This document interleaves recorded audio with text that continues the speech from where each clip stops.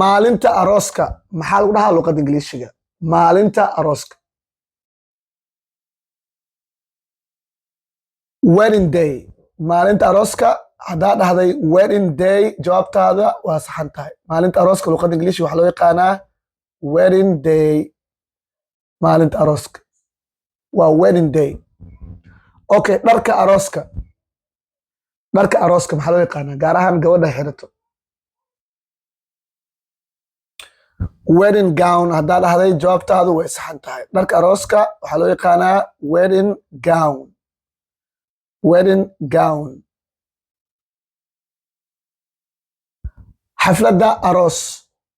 maxaa lagu dhahaa luqadda ingiliishiga wedding ceremony haddaa dhahday jawaabtaada way saxan tahay wedding ceremony ama wedding party ama wedding ceremony waa isku mid doorashada arooska maxaa loo yaqaanaa doorashada arooska la keenayo maalintaas doorashada arooska la keenayo waxaa loo yaqaanaa wedding cake waa wedding cake doorashada arooska waxaa loo yaqaanaa wedding cake maaha cake wedding cake arooska wiilka arooska ayaa laga rabaa luqadda ingiliishiga wiilka arooska maxaa la dhahaa bride groom wiilka arooska luqadda ingiliishiga waxaa loo yaqaanaa bride groom wiilka arooska bride groom aroosadda ayaa laga rabaa gabadha aroosadda bride gabadha aroosadda ingiliish ahaan waxaa loo yaqaanaa bride malxiiska ayaa laga rabaa wiilka arooska saaxiibkiisa malxiiska best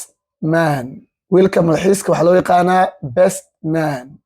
malxiiska waa best man okay malxiisadda maxaa ku dhaha luqadda ingiliishiga malxiisadda gabadha la guursanaayo saaxiibadeeda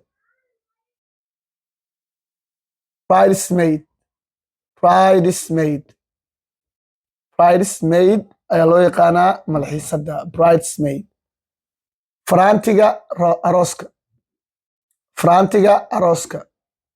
waxaa jiro faraanti gaalada isku geliyaan xilliga arooska ama nikaaxa maxaa loo yaqaanaa soomaali mahaya muslimiinta maha wedding ring waxaa loo yaqaanaa wedding ring ayaa loo yaqaanaa faraantiga nikaaxa ama faraantiga arooska wedding ring marka waxaa lagaa rabaa aroos maxaa ku dhaha luqadda ingiliishiga comment ku soo qor qofkiiga hore been ayaan saari doonaa aroos fadlan waxaan filayaa 10 kaayr inaad ka faa'iidaysteen haddaan wax cusubteena soo faalogareeya sidoo kale haddaa ka heshay muuqaalkan 3 asxaabtaada la wadaag oo luqadda ingiliishiga danaynayso inta muuqaalkan oo kale aan kulmayno waa macalin cambuulo idin leh waxbarasho horumar leh assalaamu calaykum waraxmatullaahi wabarakaatu bye